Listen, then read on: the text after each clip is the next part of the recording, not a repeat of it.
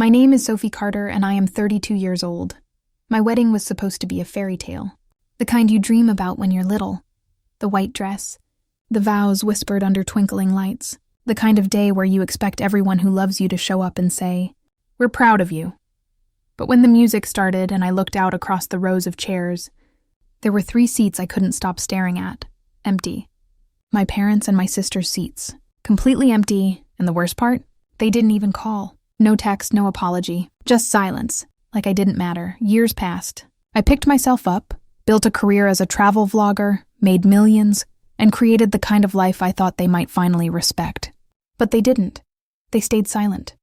Until last month, when I posted my brand new $100,000 RV on Instagram. That's when my phone buzzed with a text from my mom.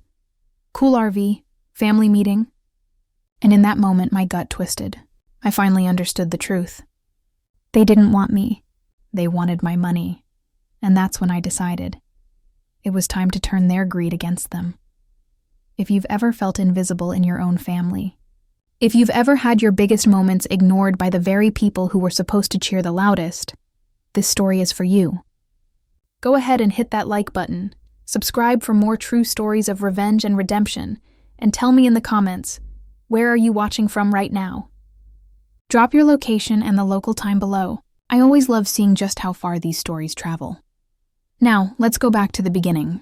I grew up in a tidy Austin suburb, the kind of place where everything looked like a brochure for the American dream.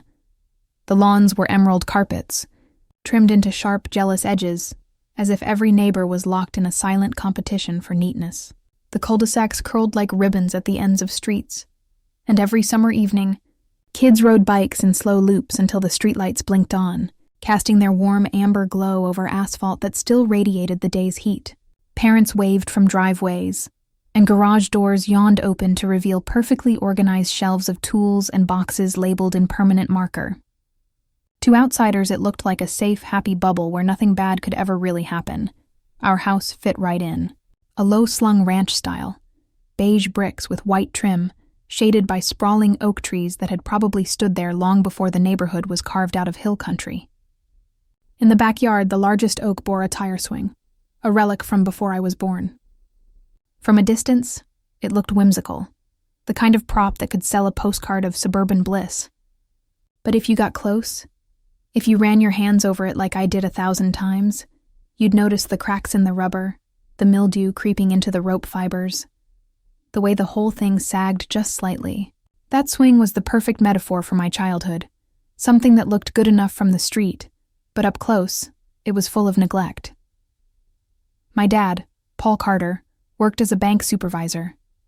He wore stiff suits that made him look more rigid than he already was, and his mouth always seemed stuck in a line somewhere between disapproval and exhaustion. Years of squinting at financial reports had etched a permanent frown into his forehead, like his face itself had grown allergic to joy. My mom, Nancy Carter, was a college science lecturer. She was sharp and analytical, the kind of person who graded lab reports with a red pen while muttering about half-baked hypotheses under her breath. She lived in the world of facts, formulas, and hard data, where emotions were just background noise to be ignored. And then there was Hannah, my sister, their golden child. She was the one they saw, the one they bragged about at dinner parties, the one they photographed and praised and invested in. She was their pride and joy, the headline act. And me, I was the shadow in the corner, the afterthought, the supporting role in a play where Hannah always had the spotlight. I can trace it back as far as my memory goes, like a thread that winds through every year of my life. When I was 10, Hannah won a local coding contest. It was just some small event at the library, but you'd have thought she'd split the atom. My parents threw a backyard party with streamers and balloons tied to the fence posts. Neighbors crowded into the yard, sipping sweet tea while my dad worked the grill, smoke curling into the sky as he flipped burgers with exaggerated flourishes. He kept clapping Hannah on the shoulder, beaming with pride, booming, "That's my girl!" as if her triumph somehow validated his entire existence. I remember standing off to the side with my sketchbook tucked under my arm. I had been working on a series of doodles, cartoon animals dressed as superheroes, capes flapping, masks pulled tight around their faces. I thought maybe, just maybe, Someone would look at them. Maybe they'd say, "Wow, Sophie, you're talented too." But no one did. My drawing stayed hidden behind closed pages while the spotlight, and all the love, poured onto Hannah. 2 years later, when I was 12, I finally got my own taste of victory. I'd entered a school video contest, filming a short piece about Austin's street festivals. I used my mom's old camcorder, lugging it through crowded avenues filled with bright papal picado banners, sizzling food stalls, and the relentless pulse of live music. I pieced it all together into a montage that somehow won first place. The school hosted a screening in the auditorium, and when they called my name, my chest swelled with pride. I looked out into the audience, searching for my parents. I had begged them to come. I had reminded them over and over. But when the lights dimmed and the screen flickered to life, their seats were empty. Later, when I asked why they hadn't come, my mom barely looked up from her papers. "Hannah had a tech workshop," she said, as if that explained everything. As if my moment was disposable. The applause from strangers rang hollow when the only people I wanted to see weren't there. It kept happening. Over and over, like water dripping in the same spot until the stone beneath it wears away. When Hannah got accepted into college on a scholarship, my parents took her to a fancy restaurant downtown.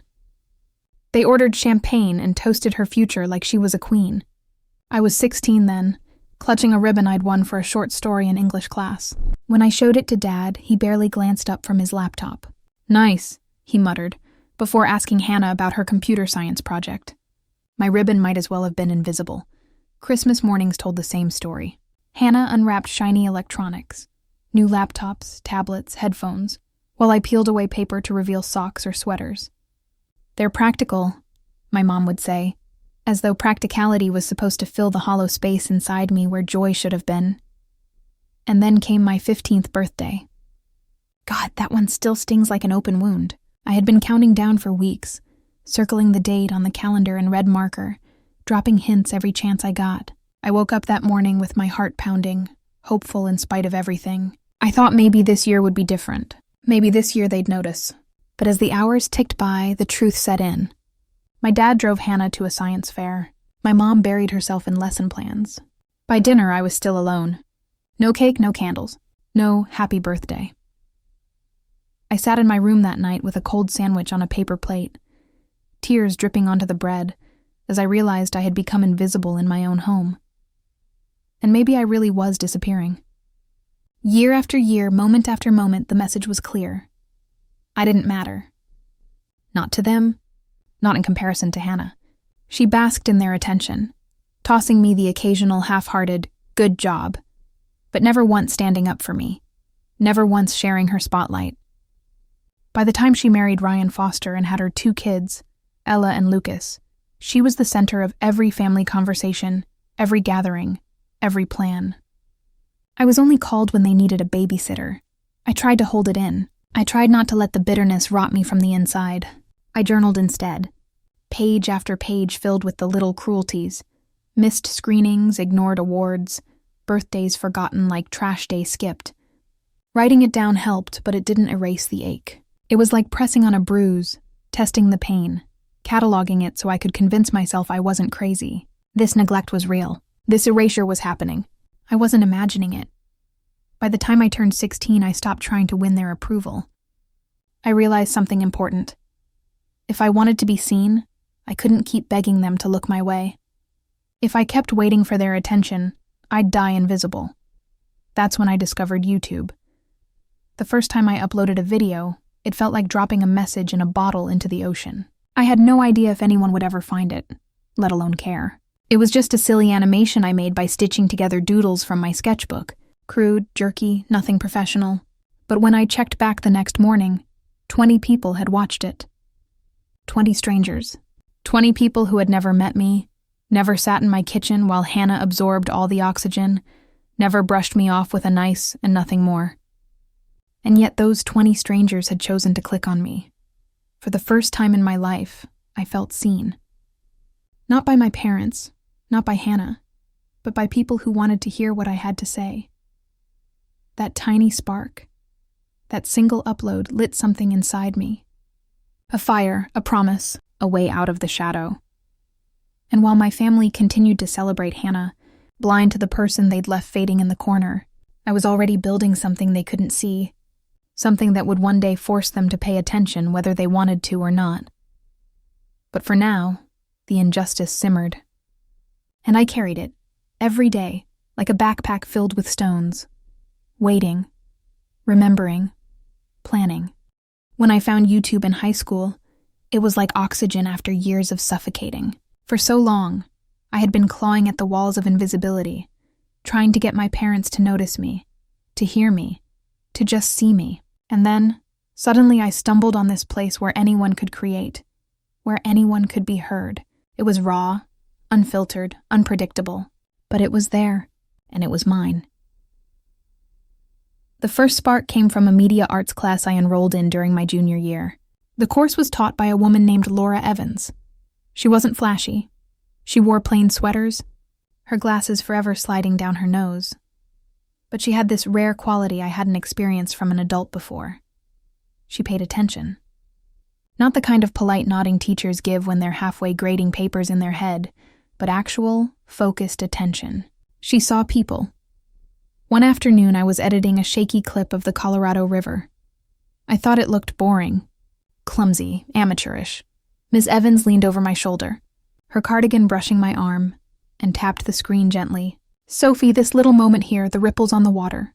That has heart. You're not just pointing a camera, you're telling a story." My breath caught. No one had ever said that to me before.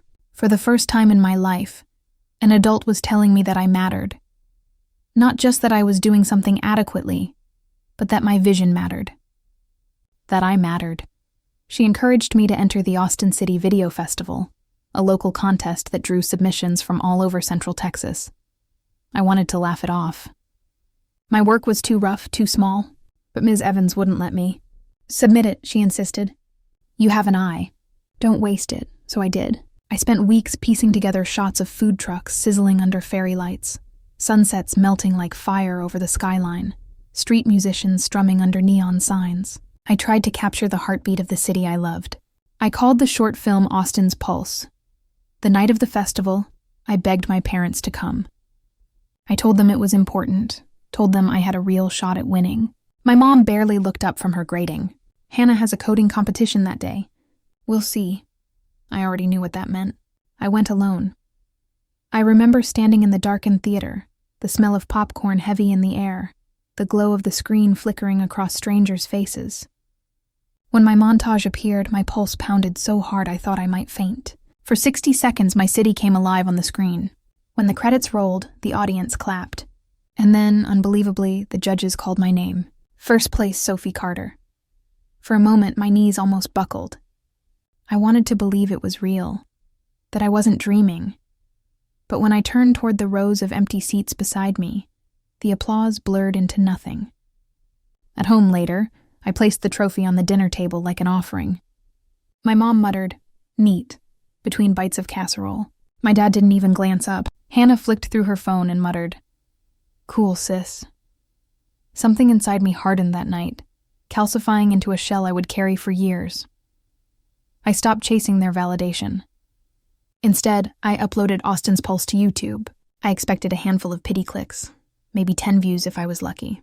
But within days, it had 200. 200 strangers had watched my vision of Austin. Comments poured in. "This feels alive. You captured Austin better than I've ever seen. Please make more." For the first time, strangers gave me what my family never had: recognition. And it mattered. It mattered more than anything, so I kept going. The next 2 years blurred into cheap cameras, late-night editing sessions, and the tug-of-war between schoolwork and vlogging. My parents still didn't care, but the strangers did. By the time I graduated high school, I had 1,000 subscribers. Not huge, not even close to Hannah's coding trophies, but they were loyal. They left comments like, "Sophie, you inspired me to explore my own city." Those words meant more than any shrug from my family. I got into a top media program at a Texas university on a partial scholarship. I covered the rest with loans and endless shifts at a coffee shop where the machines hissed steam until my ears rang. My parents didn't offer a dime. Their money was already tied up in Hannah's grad school. Fine. I was used to being last in line. Freshman year nearly broke me. Classes by day, work by night, vlogs squeezed into scraps of leftover time. Some nights I filmed in empty dorm hallways, whispering into my camera while other kids partied down the hall. I told myself this was temporary, that I was building something. By sophomore year, the cracks began to turn into light. Professor Mark Hayes, a wiry man with a salt and pepper beard and a booming laugh, screened one of my travel vlogs, an exploration of Texas hill country during class. When the lights came back on, he looked straight at me and said, "This has soul." That word sank into me like a lifeline. Soul. No one had ever used it to describe my work, least of all my parents. Hayes urged me to enter a national vlogging contest. I balked, terrified I wasn't ready, but he pressed. "You're telling real stories, Sophie. People crave that." So I formed a small team of classmates and spent months filming a travel series for a nonprofit. We captured sunrises over empty highways, bustling markets filled with the smell of roasting peppers, quiet towns where the air felt heavy with history. I poured everything into it, every ounce of hunger I had carried since childhood. And somehow, against all odds, we won. $10,000, a feature on a national platform, my name in lights. At the gala, I stood in a borrowed dress, trophy clutched so tight my knuckles ached. The room buzzed with applause, but I couldn't stop myself. I called my mom. "Mom," I said breathlessly, "I just won a national contest. It's huge." There was a pause, then her flat voice. "That's great, Sophie. But Hannah's pitching her startup tomorrow. We're so nervous for her." The air left my lungs. I hung up, blinking back tears under the chandelier's glare, and swore never again. Never again would I hand them the power to crush me. After college, I rented a shoebox apartment in Austin. The paint peeled, the pipes leaked, and I lived on ramen dinners, but it was mine. I freelanced for local businesses by day and grew my channel by night. The numbers ticked upward, slow but steady. Then one video changed everything. A budget travel vlog went viral, 1 million views in weeks. The comments poured in from around the globe. "Sophie, you make me want to pack my bags and go." For the first time, I felt like I had cracked something open in the universe. With that momentum, I founded Wanderspark Studio, a travel content agency. It was grueling, endless pitches, sleepless nights, more coffee than blood in my veins, but slowly, it worked. Hotels called, tourism boards emailed, campaigns piled up, my channel hit 1 million followers. Revenue soared, and then came the offer. A platform wanted to buy my studio for $15 million. $15 million. My hands shook as I signed the papers. Every ignored award, every forgotten birthday, every empty chair at my screenings, it all crystallized into undeniable success. But my family stayed silent. "No congratulations. No, we're proud of you." Nothing. Then came Lucas. We met at a travel meetup in Austin, both of us clutching cameras like passports. He was a photographer with an easy smile, his laugh unspooling tension wherever it landed. Where I was tightly wound, he was relaxed. We bonded over tacos, over late-night editing marathons, over our shared love of wanderlust. A year later, on a hilltop at sunset, Lucas pulled out a ring. His voice trembled as he whispered, "Sophie, you're my adventure. Marry me?" I said yes through tears. I planned the wedding like a dream I never thought I'd have. A vineyard strung with fairy lights, vows carried by the summer breeze, Lucas's family cheering so loud the hills echoed. And still, some foolish part of me hoped my parents and Hannah might come. I begged my mom. "Please, this is important. I need you there." She hesitated. "We'll see. Hannah's got a big pitch." On the day, I walked down the aisle, my dress swishing softly against the grass. Lucas's eyes locked on mine. It should have been perfect. But the family seats were empty. No Paul, no Nancy, no Hannah. The ache in my chest almost stole my vows. Lucas's parents wrapped me in hugs, whispering, "Our Sophie." His brother raised a glass in a barn reception that glowed with laughter.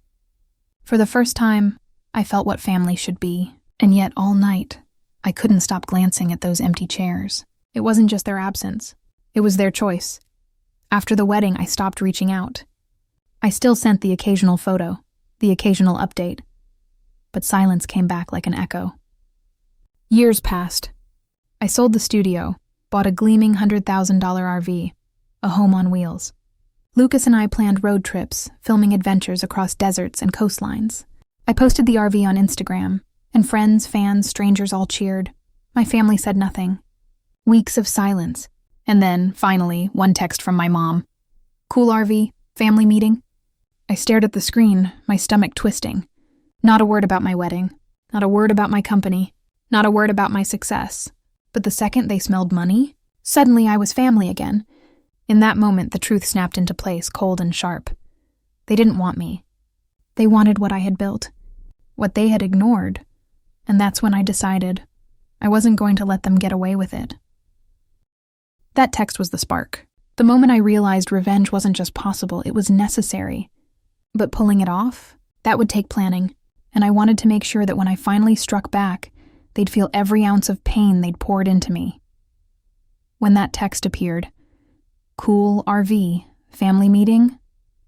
It landed in my chest like a stone.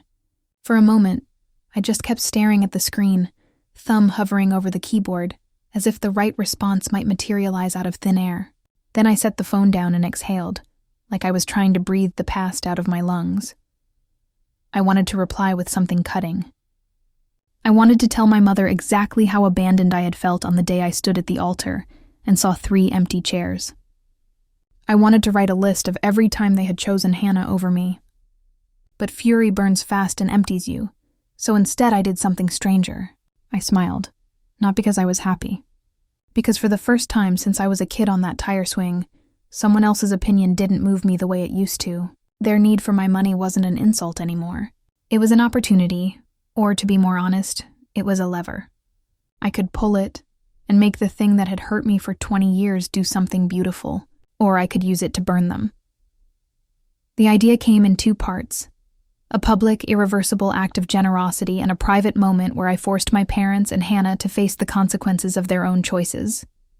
The charity idea had been simmering in me for a long time. I'd always pictured giving back, teaching kids like me how to tell their stories. But this was different. This was a moral mic drop. I would not hand them money. I would turn the money they wanted for their own comfort into a permanent resource for the kids who were always overlooked. The artists. The dreamers. The background children. That night, I lay awake and let the plan thrum in my head. I could feel the blood at my temples. The old hollow ache that had opened on my wedding day was still there, dull, raw, but under it was a hot, precise focus. I pictured my parents' faces when they realized that the money they had expected to swipe would instead be placed somewhere it would punish them every time they told. Themselves they had helped, a youth arts fund, named for the invisible kid they'd ignored. This was not a spiteful impulse. Well, it was. But it was also the most honest moral choice I could make. If I was going to do damage, I wanted it to be restorative. The teensy bit of vengeance I wanted was to avenge the years they'd taken from me by creating a future for other kids who might otherwise disappear. Legally, the money had to be locked in place as a binding donation to a reputable youth arts charity, named and publicized so I could not take it back. That permanence was important. I planned to stage a family meeting where I'd make my presence known, let them ask for what they wanted, and then reveal the donation. A slow, deliberate reveal with no yells, no screaming, just facts and paperwork. And finally, the announcement would be public, loud and inevitable. Press releases, interviews, documentation. So their reaction wouldn't be private shame in the living room, but public and visible. Forced to be answered against evidence and headlines. It sounds theatrical, because it was. Revenge at the scale I needed had to be theatrical. First step, logistics. I called my lawyer, Amir Patel. Amir had been the one who handled the studio sale. He was practical and efficient. His voice had that calm that soothes panic. When I told him, he said one word. Do it right. We sat in his office 3 days later, goopy coffee on the table, sunlight cutting angled through the blinds. I pushed a thick folder across the desk. Inside were spreadsheets. My accounts, the approved sale documents, the charitable partners I'd been quietly vetting for months. I'd spent nights for the past year researching nonprofits, looking for something that would actually help kids the way Ms. Evans had helped me. I wanted a charity that taught filmmaking and storytelling in low-income neighborhoods. Places where kids had a camera, but not the mentorship to find their voice. Amir flipped through documents. "You're sure about the amount?" he asked. 12 million was a number I'd seen in my head ever since I sold WonderSpark. It felt correct, large enough to be meaningful, but not so large as to be headline-grabbing for the wrong reasons. I nodded. "Make it irrevocable," I said. "Make sure there's a press clause. I want the gift announced on our timeline." He frowned slightly, not because it was impossible, far from it, but because he understood the ethical tightrope. "You're essentially weaponizing the donation," he said.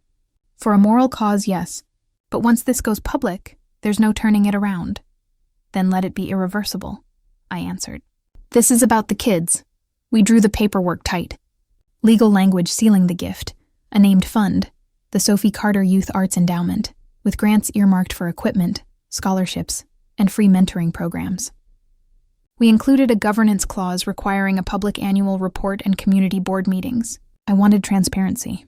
I wanted longevity. And, frankly, I wanted a name they couldn't forget.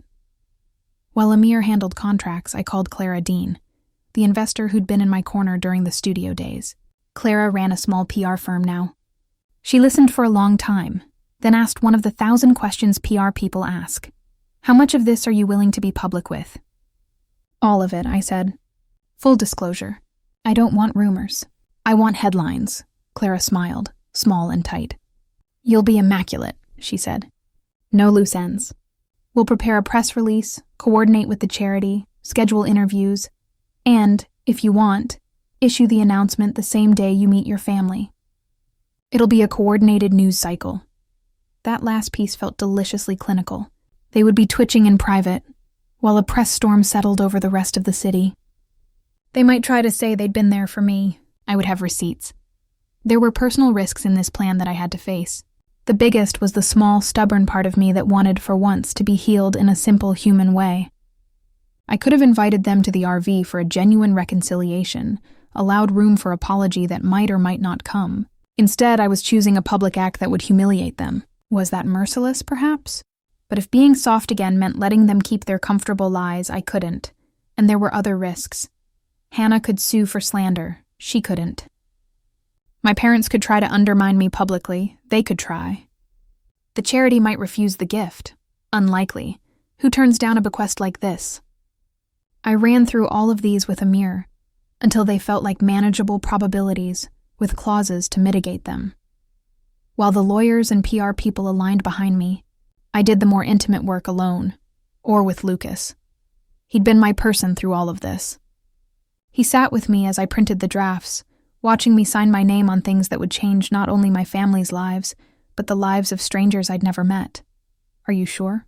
he asked one night, voice soft in our kitchen, the RV's outline visible through the glass like a promise. For a moment I saw him as the person who steadies me when my head reels, the person who would be the one to hold me when this hit home. "I am," I said. "I've wanted them to feel it for years.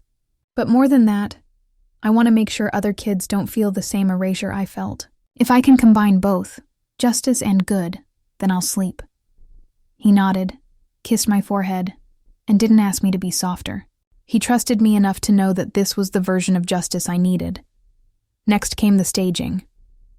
The family meeting had to be banal, comfortingly ordinary. I wanted my mother to think this was the opening she'd been fishing for. An olive branch. A possibility to insert herself back into my life. So I wrote the invite the way a person trying to reconcile would. Casual, warm, slightly apologetic.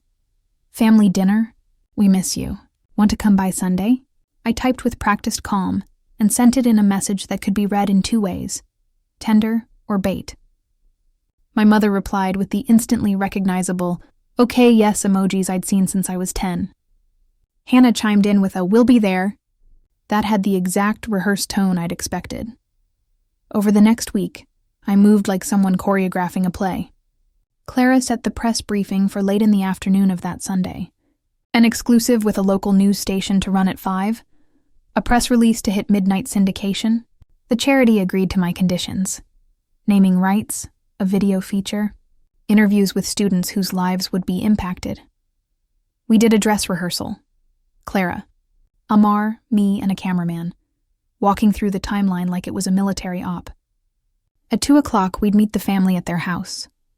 At 3, a small group of local journalists would arrive for a pre-scheduled community visit. At 4, I'd stand, say a few words, hand over the legal documents, and invite my parents to read them. At 5, the news cycle would begin, simple, brutal, elegant. Even in planning, the psychological effect was fierce. Every time I rehearsed the line, I would say, "I'm donating $12 million to the Youth Arts Endowment." My stomach flipped. There's a peculiar calm that comes with doing the thing you've thought about 100 times. It's like the world is finally giving you permission you never had. There were moments the plan squeaked. 2 days before, Hannah called me. She said her voice like she was trying on faux concern. "Sophie, you know my startup's been bleeding cash. Could we talk about some help? We could call it a family contribution. No need to make it public." Her words were practiced and transactional. She expected cajoling, perhaps guilt. Something cold cut through me. This was the opening I'd anticipated. I could have said yes. I could have transferred funds quietly and patched up whatever small emergency she had. But I'd spent 20 years waiting for an apology that never came. I wasn't about to bandage old wounds with money. Instead, I let her keep talking. I let her say all the things she thought would unravel me. And the strangest thing happened. The more she begged, the clearer the plan felt. She had no idea the entire life she wanted to coast into, comfort built on the assumption that I would always be there, was about to be dismantled. One night during that week, when the plan was the loudest thing in my head, I woke up gasping. The old fear, what if I was the villain, snapped its jaws at me. In the faint light of the RV, I pressed my hands to my chest and let out a long breath. I made a list on my phone. Reasons to proceed. They abandoned my wedding. They ignored my milestones constantly. They thought my success was a bank to draw on. This donation would make an irreversible, positive impact for kids like me. Public accountability would force them to own the truth. When I read the list, the last item felt like a gospel. I was not trying to destroy them. I was forcing truth into daylight. There were other practical wrinkles. I had to make sure security was discreet but present. I didn't want lawyers to escalate into physical conflict. Amir recommended having a neutral mediator on hand, a community leader who could steer the conversation should it devolve. Clara suggested soft camera presence, controlled and dignified. We rehearsed the phrasing I would use, short, calm sentences with legal weight. No theatrics, no screaming. The night before the meeting, I hardly slept. I went over everything, what I would say, how my mother might react, how my parents always favored Hannah. The memories came in waves. My 15th birthday with no cake, the empty auditorium where my film played, my mother's distracted neat. I let those memories settle like stones in my chest. Each stone made the foundation of my plan firmer. On Sunday morning, I dressed in something I knew would make me feel like myself. Simple, clean lines, nothing flashy. I wanted my presence to be calm and controlled. I packed an extra folder into my bag, legal docs, charity papers, a printed copy of the press release. I left the RV early, the engine humming as if impatient to begin. Driving up to my parents' house, those same oak trees, the tire swing barely creaking in the breeze, felt like revisiting a set I'd performed on as a child. The neighborhood looked the same as it always had: picket fences, mowers, the distant bark of a dog. Everything ordinary, everything normal. They opened the door before I could knock. My mother's hair was pulled back, her face softer than I remembered. My father looked tired in a way that belonged to someone who'd always been tired of everything. Hannah's smile was bright, rehearsed. The kids, Ella and Lucas, bounced at the edges, holding plates of cookies. They ushered me in like someone trying to catch a sudden draft. The air smelled faintly of coffee and lemon cleaner, a smell that for years I'd associated with rushed dinners and conversations about Hannah's future. My chest tightened, not from fear now, but from a clarity I hadn't felt in years. I could see the family tableau I'd been excluded from for 2 decades, sitting there as if waiting for me to take my rightful place. Only this time I wasn't taking a seat. I stood. We started with polite conversation. Small talk, weather, work, the usual. The veneer was thin, the smiles brittle. I watched my mother watch me, the way she'd watched me for years. A glance and then a pivot back to Hannah, as if I were a page she'd already folded and put in the margin. At some point, my mother said, "We're really proud of you, Sophie. That RV, wow." She kept her voice light, casual, as if sliding a hook into water. "We thought maybe we could talk family finances. With the kids' college," Hannah's eyes brightened. "Yeah, Sophie, my runway is tight." I felt something like a muscle twitch. The rehearsed line I'd practiced came into my mouth before I could second-guess it. "I've actually been thinking about community investments," I said. My voice was steady. "And today I wanted to invite you to be a part of something." They leaned forward. Their faces were expectant, the shape of entitlement. I smiled. I had rehearsed this smile 100 times, soft, almost pained, like someone offering a truce. I put the folder down between us and slid open the top. Paper rustled. Hannah reached for it without thinking, as if possession was a reflex. Inside were the legal documents. The title page had the charity's name and, beneath it, my name. The Sophie Carter Youth Arts Endowment, $12,000. The room shifted. You could feel the breath leave lungs. My mother's hand went white on the arm of the chair. "Sophie." She said the name like a question. "You're giving us money?" Hannah blurted, disbelief ringing her voice. "No," I said. The word was small, deliberate. "I'm giving it to kids who need mentorship. Irrevocable. With a public report. It's already signed." I watched them read. Their expressions moved through stages. Confusion, indignation, then something I'd used to catch in the mirror, guilt. But guilt in them never settled into apology. Guilt in them became calculations. How could they spin this? How could they warp it to get what they wanted? "You can't just..." my father began, voice low. I could see the mental arithmetic happening in his eyes. If he'd had the money, payroll would be easier, retirement would be softer, perhaps a nest egg for Hannah's kids. If he confessed, he'd have to explain years of inactivity at my milestones. Better instead to find a reason to condemn me. That was the moment Clara had warned me might come, a plea disguised as outrage. But that's why we'd arranged the press release to drop the next hour. Paperwork in hand, proof set. The internet was already cued to sing. When they asked me, why? I didn't get theatrical. I told them plainly about empty auditoriums and birthdays gone by, and trophies that had gathered dust on my shelf. I told them what it felt like to be invisible. My mother's face tightened with that particular small, practiced hurt that had served her for years. "We were busy," she said. "We did what we thought was best." "You did what you wanted," I corrected gently. "We all did what we wanted." Then I handed them copies of the endowment's agreement, the clause about annual reports, and the video plan for scholarship recipients. "You'll be able to see the kids. You'll be able to attend their showcases. Or you can walk away and pretend none of this ever happened. But the money will be used. That's not up for debate." There was a heaviness that settled over the room that felt like ice. I had expected tears. I had expected anger. I had not expected silence, my parents folding into a brand of stunned shame that I'd never seen because they rarely faced the mirror. They pleaded, tried to twist, tried to bargain. Couldn't a portion be held for family? For Hannah's business? They used the language of the entitled, family, as if family was a right, not something you earn. I remained calm. I let them say everything. Each argument they threw at me was a brick that built the wall of why this donation had to be irrevocable. If I gave them even the smallest inch, the whole dynamic would return to its old patterns. I had spent a lifetime proving and repaying nothing. The reality was, this money wasn't a cushion to soothe them. It was scaffolding for the future I never got. After what felt like an eternity, my mother, her voice small and pinched, said, "Sophie, please. This would help Hannah. The kids, we thought..." I let her finish. Then I told them I'd spoken to the charity's director, and that a press briefing was set for 4 o'clock.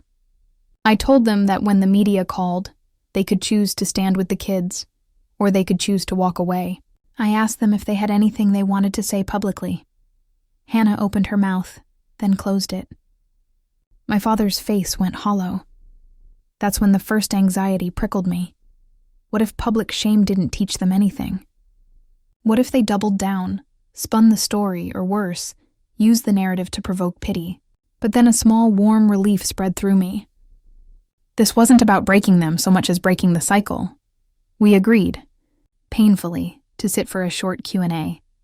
I watched my mother's hands, the tiny white knuckles as she tried to name a feeling I'd waited 20 years to have named. The cameras arrived, friendly and professional. The journalists polite and wide-eyed at the drama of a local influencer giving a multi-million-dollar gift. The charity's students were outside, practicing with their cameras, the sort of earnest, nervous energy I'd felt the first time I held a microphone. Their presence made me steady.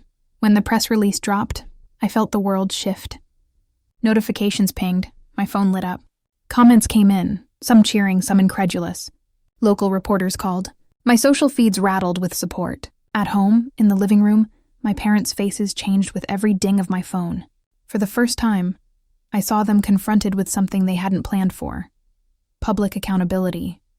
I watched them. My mother with the faint tremor in her lips. My father staring at the framed diplomas on the wall. Hannah's jaw working like she was chewing the words she wanted to say. And somewhere in me, a small, private thing unfurled. This, that the people who had always treated me like background were now playing out their shame in front of strangers. It was not cruelty I celebrated, it was consequence. When the cameras left, when the charity students hugged me, and the director thanked me with a trembling voice, my parents retreated into a quieter kind of fury. They tried to salvage dignity with apologies that sounded practiced. We're sorry if you felt, but didn't name the hurt. I let them speak. I didn't take the bait to argue.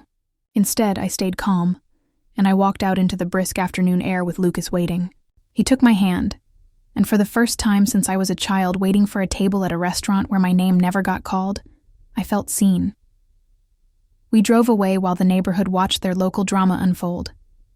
In my rearview mirror, I saw my family framed in the doorway, small and human. There was a sting, one I won't pretend didn't make my eyes burn. But alongside it was a fierce, clean satisfaction that comes from doing something deliberate and true. And that's where I stop for now. The meeting concluded, the curtain about to come down, but not before the public fallout. There were calls I hadn't expected. Former friends, old acquaintances, reporters wanting sound bites. There were immediate offers to do interview segments, and stranger still, an outpouring of messages from other kids who'd been overlooked, telling me they'd been moved to finally pick up a camera. But there were also tremors I hadn't fully accounted for.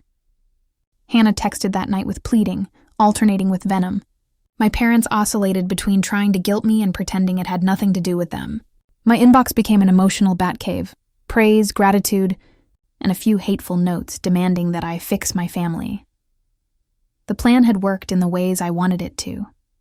Irrevocable donation, public announcement, and forced exposure of their bargaining. But the story wasn't over. The real test would come next. When the dust settled and the world had seen what I had done, how would they react? Would they apologize? Would they spin? Would they vanish into the comfortable narratives they'd always used? I didn't know. But I did know this. I had turned what used to hurt me into an act of power that created something permanent. And power has consequences. The papers would publish. The charity would begin to write checks. Hannah would either plead, rage, or reveal a side I'd never seen before. My parents would have to confront years of absence under the spotlight of a community that now watched them closely. This is when the plan gets its teeth, the public fallout, their full human reactions, and how I cope with the unexpected attachments that follow. When they finally realize what they missed, what will they do? Will regret look like anything but a tiny, half-hearted apology? The day after the press release, the world tilted. It started in small tremors, subtle at first, a vibration in my pocket that refused to stop. Calls, texts, notifications stacked on top of each other until my phone felt like it might burst in my hand. Clara's team had executed their plan flawlessly. Every local outlet had picked up the story by morning, and by noon, it was everywhere. Headlines blared, tech entrepreneur donates $12 million to youth arts endowment. Every news ticker, every blog post, every radio segment pulsed with my name. People I hadn't spoken to in years were sharing links on social media with little captions like, "Knew her back in school." So inspiring. My inbox swelled with subject lines that blurred together in their cheer and admiration. Congratulations. Incredible gift. Inspiring story. I read them in disbelief, in exhaustion, in a daze of something that felt close to awe. For years, I had been the background character in my own life. Now I was headline news. The girl with forgotten birthdays, the invisible daughter, the afterthought, the one who was always standing just outside the frame. Suddenly, I was unavoidable. Strangers knew my name, my cause, my story. The irony wasn't lost on me. People who barely remembered my face, people I had once passed in hallways without a word, were now praising me. And yet beneath the chorus of accolades, I could feel another current, quieter but stronger, tugging at me with undeniable force. The deafening silence of my parents. The silence of Hannah. Their absence was louder than any applause. At precisely 2:17 p.m., my phone buzzed with a new text. "Hannah." The screen lit up. "You humiliated us." No greeting. No softening. Just that. I stared at the words for an unnervingly long time. She didn't say me. She said us. She had lumped herself, my parents, and all their decades of neglect into a single collective wound. Their wound. Her message wasn't about my triumph. It was about her perception of my audacity, my crime. In her eyes, my wrongdoing wasn't the truth I had spoken. My wrongdoing was the visibility I forced upon them. I typed, deleted, typed again. Finally, I settled on, no, I told the truth. The kids win. That's the only thing that matters. She didn't reply. By evening, the tone of communication shifted. The messages became fewer in congratulations and more in scrutiny. Local reporters wanted quotes about my difficult relationship with my family. Clara had prepped me, drilled into me. Stay calm, stay generous, keep the spotlight on the kids. I forced myself into the mold she had built for me. "Family is complicated," I said during a live interview with a local anchor. "But this donation isn't about the past. It's about giving kids the opportunities I never had. That's where I want the story to stay." The words came out smooth, almost saintly, but inside, my chest constricted, my heart hammering against my ribs. Because underneath the polished altruism lay the truth I refused to say aloud. This wasn't just about the kids. This was about me. This was about finally making my family look at me. The girl they'd spent years pretending didn't exist. And they did.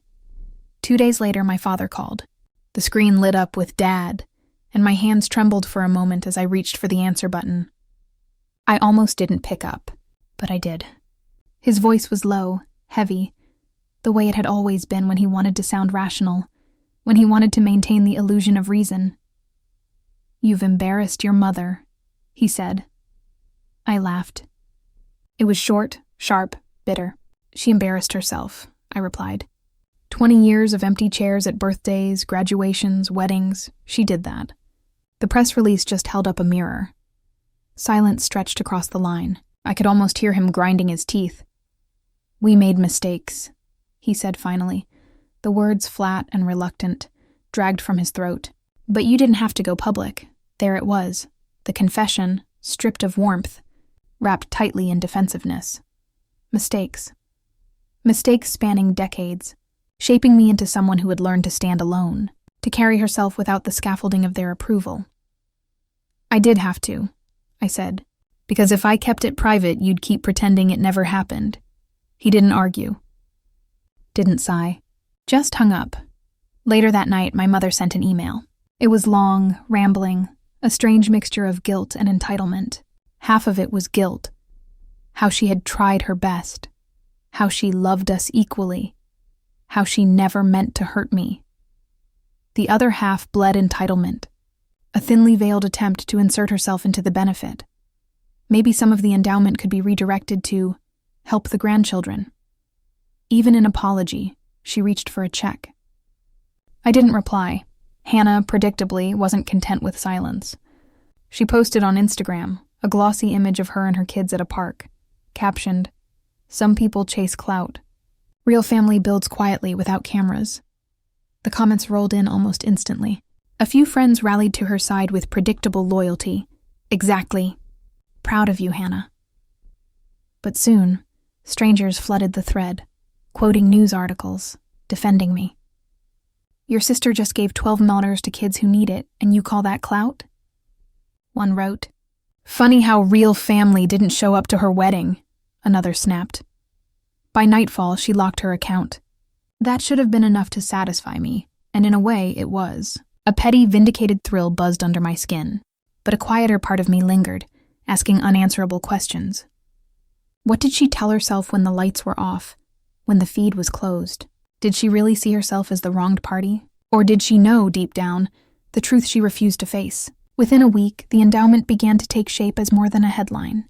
Kids sent shaky videos filmed on cracked phones, their voices raw with excitement. Teachers wrote long, heartfelt emails about what this grant meant for their classrooms. One boy, no older than 12, sent me a clip holding his very first camera, whispering, "Thank you." I watched the video over and over, his wide, unblinking eyes, the way his fingers trembled as he clutched the lens. Tears rose without warning, spilling faster than I could wipe them away. That was the moment it crystallized. The revenge had been satisfying, undeniably so, but the real payoff, the part that made all the anger worth it, was this. A child holding a tool to tell his story, eyes bright with the same hunger I had carried for years, finally being fed. Meanwhile, my family scrambled. Neighbors whispered, friends texted, "Your parents are mortified. They're avoiding church. They won't answer calls." For the first time in my life, they were not the adored, celebrated couple who had raised the golden child. They were merely the parents of the woman who had finally forced them into the light. It wasn't ruin, but discomfort. And discomfort, I realized, could be transformative. Hannah texted again late one night. "One day you'll regret this. Family is all you have." I stared at the screen, fingers hovering, then typed back. "Exactly. And you taught me how little that can be." No reply followed, just silence. Long, stretching silence that seemed to expand into the night itself. Not all of the fallout was bitter. Some of it felt strange, almost healing. Distant relatives reached out with quiet confessions. "I always saw how they treated you." Old friends, long since estranged, sent messages telling me they finally understood why I had kept my distance all these years. Strangers commented on my social media, sharing their own stories of invisibility, of feeling overlooked, unheard. Naming my pain had unlocked recognition in others. A flood of solidarity and understanding poured in from corners I had never expected, but recognition carried its own weight. Invitations to speak at events, requests to inspire, to condense my life into a neat, digestible narrative poured in. People wanted the story of a neglected child who forgave her family and gave back to the world. Forgiveness wasn't in me. Not yet, maybe never. Instead, I told the truth when I could. That family can wound. That sometimes the only way to heal is to step outside it, even if it means burning the bridge behind you. Privately, when the applause faded and the emails slowed, I sat in the RV with Lucas staring at the ceiling. I let myself feel both things at once, the burn of vengeance and the balm of creation. The ache of never being chosen, and the quiet pride of choosing myself. Weeks later, a ceremony was held. Students, parents, and local leaders gathered in a modest auditorium. The first grant checks were handed out. Kids stood at the microphone, trembling, and spoke of their dreams, directing, writing, telling the stories that mattered to them. Their voices shook, but their eyes burned with determination. Watching them glow under the cheap stage lights, I realized the truth. The revenge was just the spark. The real story, the meaningful story, existed here, among the lives that would be changed, the art that would be born, because I refused to let my pain rot in silence. I stepped up to the microphone. My voice quavered, but found strength as I spoke. "I grew up feeling invisible," I said.